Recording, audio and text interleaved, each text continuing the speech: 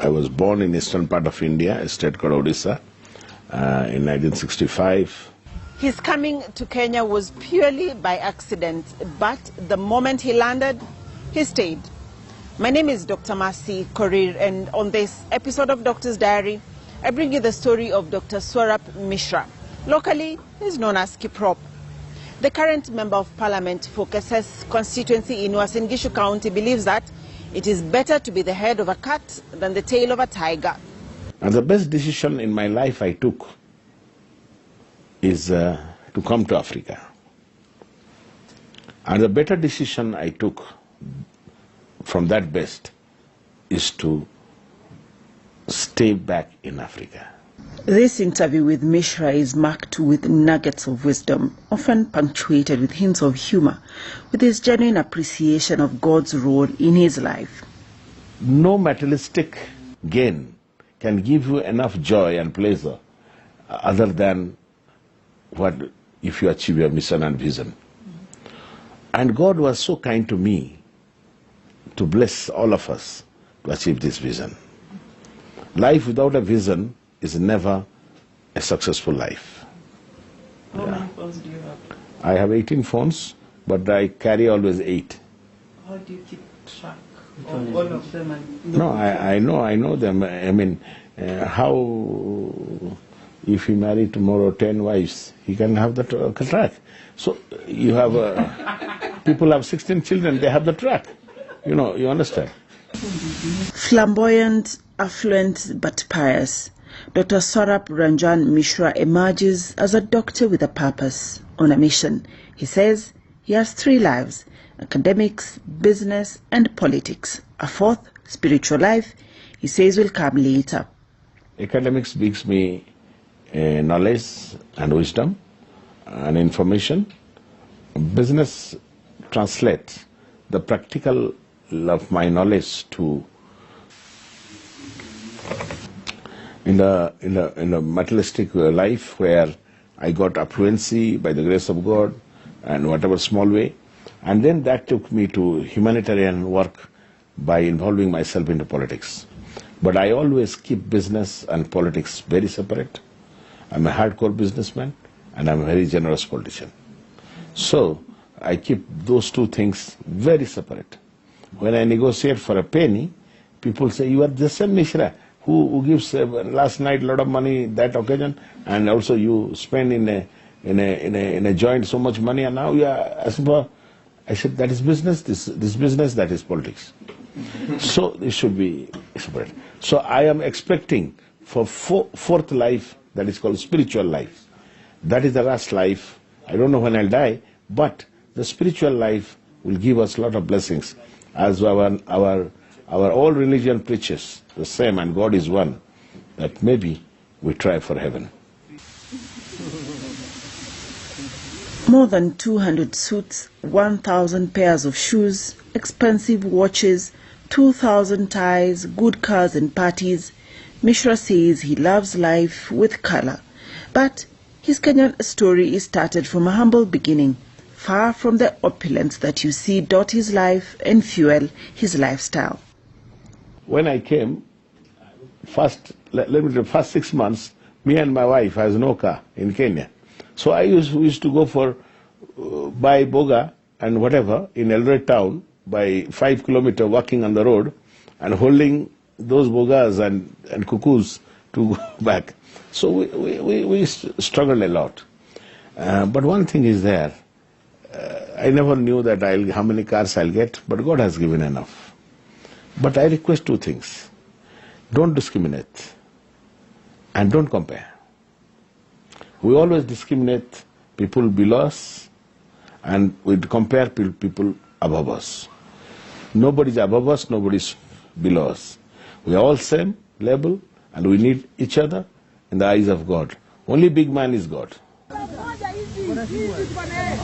I never moved to politics. I just joined politics because I was doing politics before politics. How? What is politics? Discussing politics.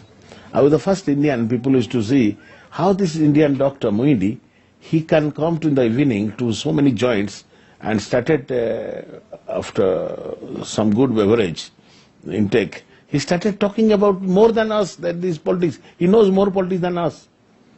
In Eldoret town. And when I used to go to Kericho or Nairobi or Kisii, I used to do same. So people used to, so I made many friends, number one. You see, I'm a natural lover of people, naturally. So when you love people, politics is inside you and it is not very far. Number two, I realized that politics is an opportunity, a platform where you can help people with recognition. But I used to do that in a small way or big way, whatever is my capacity. We used to call CSR, or we used to call humanity, or public PR, or what. So, however, when I joined politics, people thought it's a joke. And all my best friends, all my close, best well-wishers told me, they discouraged me how to change my decision. But when I won, things were different. Politics is a perception. Politics is your own confidence at your good work, what you do. And it is God and people who make you a leader. And if you are a leader, then join politics. If you are not a leader, please don't join. As a Member of Parliament since 2017, representing Keses constituency in Uasin Gishu County, Dr. Mishra was a member of the National Assembly's Departmental Committee on Health as its Vice Chair. I have 5 bills. 2 are in advanced stage, very advanced. 3 are ongoing. I had so many questions and so many motions.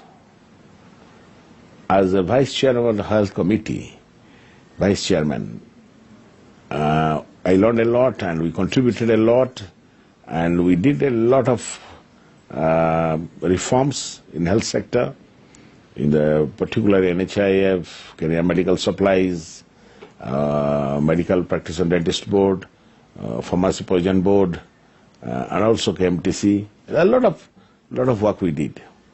He has embraced his Kalenjin name, Kiprop Arap Chelule. I asked him why Kiprop. They called me in one of the Madreka Day, and Dada Hussain, Governor, now CS, he was the DC, and Kipkania was the OCPD. And they said a car for me. So I thought, why all this with the Askari? They're sending. That time no cell phone. So I thought I did a mistake or a patient died or why. They want to arrest me or what. So it was next time Madreka Day, they gave me honor in cabinet. So Muse Bultu asked me when he was born, because he could not communicate in English. He was President Moi's age-mate and a very close friend with Philemon Chelagat. So Muse, I said, I born in Iran. He gave my name Kiprop. While he comes from a caste and family of doctors, from his grandfather who was a herbalist and his father a pharmacist, Mishra's children opted to do something different, seeing the lives of their doctor parents. His daughter is pursuing law while his son is in finance. They said, Papa, you are a doctor, you are not practicing. Mummy is always in theatre, so we don't want to go there. Let us go to other practice. So we can't force. And you know, we parents should not interfere with the choice of the career of our children. His wife's Dr. Pallavi Mishra and his career started in the late 90s in Eldoret, Kenya. The two of them came to Kenya with nothing but their skills and hope for success. When I got lectureship in Moi University as a first salary holder I got so excited because teaching is a profession where you learn every day. And teaching a profession, you upgrade your professional caliber, skills, and knowledge and information. I also, as a person, to move around the world with a lot of talks, scientific talks, taking part in conferences, I remember I was the youngest chair in the World Congress of Gynecology, FIGO, in 2000 in the States, in Washington, D.C. However, so it was a lot of achievement. This was Mishra's first assignment in Kenya, a job he says he enjoyed because it gave him an opportunity to travel to 32 countries in all continents except Australia. I did private practice and I made some good amount of small money at that time. A very nice life because we were both young, and unexpectedly the money was very good for us, for me particularly. So I enjoyed my life, yes. And that attracted me to start a business. Because after 6-7 years, I become bored with the same day clinical practice, waking up in the night, going for emergencies in the day, same. But my strategy was very good to go into the society, community, to do the free health camps, to do some free jobs. And in my outpatient, I never charged money, by the way. My outpatient was free. So I used to see 100, 150 patients every day. And then I used to have so many procedures, and I reduced the price and make decent money. But Dr. Swarup Mishra's journey started in Odisha, India, where he was born 57 years ago. It is in India that he earns his degrees in medicine and kicks off his industrious journey as a doctor. Later on, with his wife Pallavi, they moved to Dublin, Ireland to further their careers in obstetrics and gynecology. And then we are supposed to go to Melbourne to Royal Free Hospital, this is called Mercy Hospital for Women's in Melbourne University. So we got an opportunity that time to work with and under Professor Peter Maher. Peter Maher, because we are trained that time laparoscopy surgery, and imagine laparoscopy, that is the dawn of laparoscopy. That time laparoscopy started, and we got an opportunity with one of the world authorities, Peter Maher, who was the laparoscopy unit head of that university and hospital, and we are supposed to join there. But first 1 year was unpaid, so because of financial constraints, my wife agreed with me to join somewhere else in the world and to support me and assist me in the financial assistance. However, so on that journey, she got a job in Eldoret, in Kenya, and due to some reasons, my joining in Australia got delayed. So now we decided to stay in Kenya. I realized there's a lot to do in Kenya. Kenya is the face value of East Africa, not only, but whole Africa, as we are seeing. Because of that time, Kenya was not that promising, but I could see through Kenyans, very aggressive, very ambitious people, very highly educated, and knowledgeable and informed people. So I see this country will make news and views and movers and shakers of Africa. This was in 1997, the first time he arrived in Kenya and started his practice at the Moi Teaching and Referral Hospital. So when I went, the first operation I had to do in the district hospital after joining Moi University School of Medicine as a lecturer, 97 May 27th, then I realized my theatre time was 10:30 to do a ectopic pregnancy. And there's no laparoscopy tower, nothing. We have to do open, for a small ectopic pregnancy to remove, we have to open the whole abdomen. Now, then I saw 6 surgeons are on the queue in a small bench. The shoes are there, the one small changing room.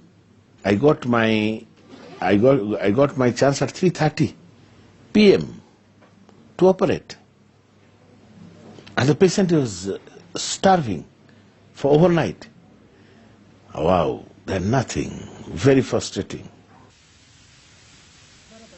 But from this frustration, he chose not to give up, but have a different beginning.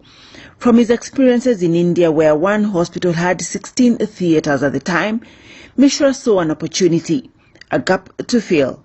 Kenya, he says, had 2 MRIs at the time, all located in Nairobi. Eldoret was a small town with hardly any equipment to support the kind of health services he had been trained to offer. Then I realized it's better to become a head of a cat rather than tail of a tiger. So we decided to stay in Kenya and to see how, because I was very young, but young and very ambitious.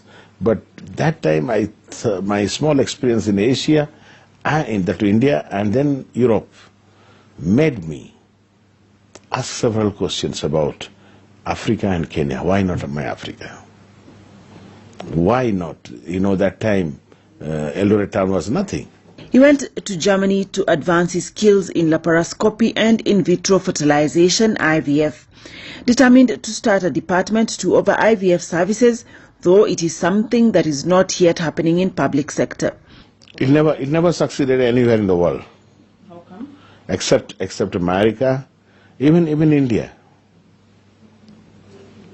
I don't know. Maybe it is. I don't know, because of remuneration, the quality control, or so many things.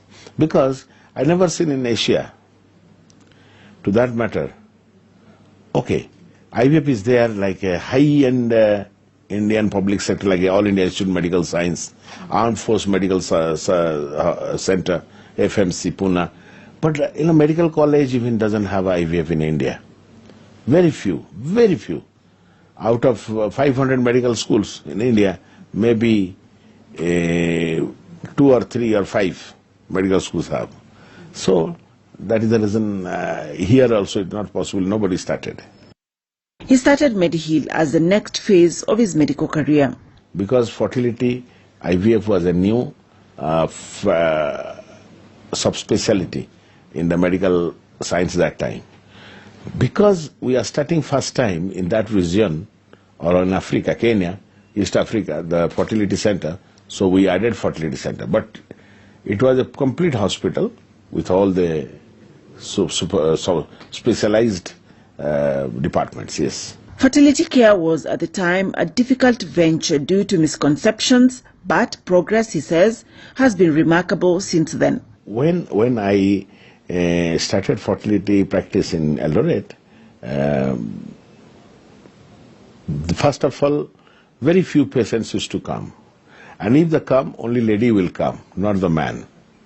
She never accompanied with the husband. Then my observation came after persistent request the husband to see.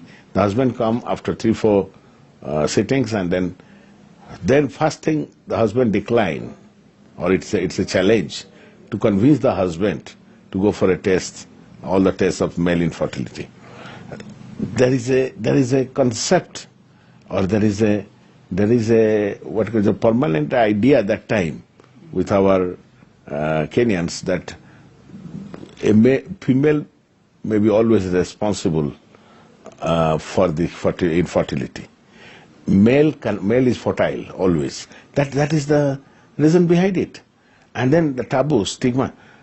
Listen, the many marriages I have seen, just because of infertility, extra marriage, extramarital affair, extra wives, because of this infertility.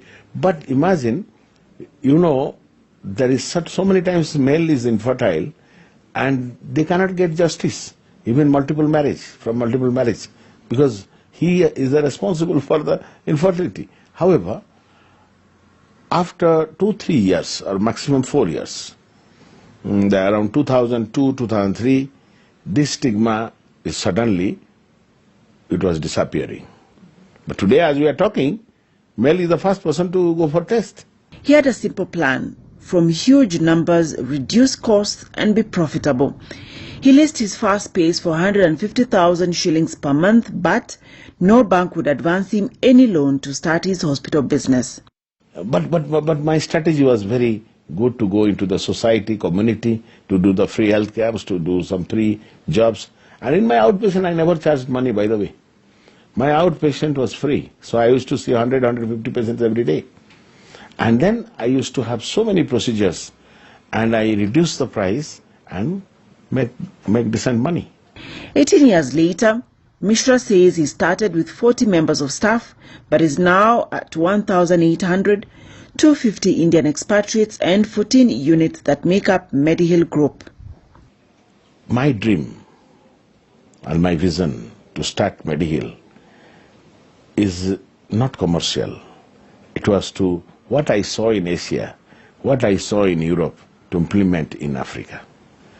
Because when I used to travel to India in aeroplane, more than 50% of the passengers used to be patients. Some of them, they are fractures, some of them, they are small disease. Knee replacement now we are doing 15 minutes in Kenya. In Medihill, 20 minutes. My father came from India and replaced 2 knees and went back all the way. I mean, he came as a tourist, but then I said, no, you can replace this here. My own father, in Eldoret. He says that he relies on high turnover and to control costs, procuring directly from the manufacturers and having in-house well-salaried doctors in order to control the doctors' fees. So far, his low-cost, high-quality model seems to be bearing fruits. We are the first person to install MRI out of Nairobi. Our MRI was the third MRI in the country those days. Now, 2006, the hospital, Nairobi, here in Nairobi, people used to charge 30,000 shilling per MRI, even now. But we charged 12,000 shilling. People said, Mishra is a crazy madman. How come there is no competition? Instead of 35, you are charging 12. Why? And the people won't travel, there is no expense, you can easily travel. I said, no. I want to make many MRIs, I want to make many, and I want to make the name, trust, comfort zone, and that love. One thing my business acumen said always, you think of the client first, then make the product, then you get much bigger returns. But you think about yourself and make the product, the client will run away. There will be no client. So create the client is your ambassador. When the clients own your business, you are a very big businessman. When you own your business, you are a very small businessman. Because imagine the whole world is your client and the client own your business. You need not to talk about your business. They will talk.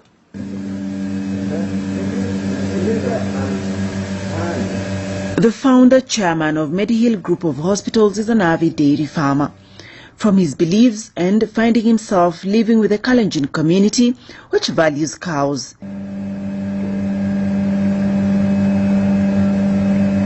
He boasts of being one of Uasin Gishu's top dairy farmers and milk suppliers. If Mishra can come and see money here, why Mishra is... you don't ask me one question, Dr. Hari. Why I continue to stay here when India is a vibrant country? Why I'm saying? I'm getting more money here, surely. That is the truth, naked confession. Dr. Mercy Korir for KTN News Doctor's Diary.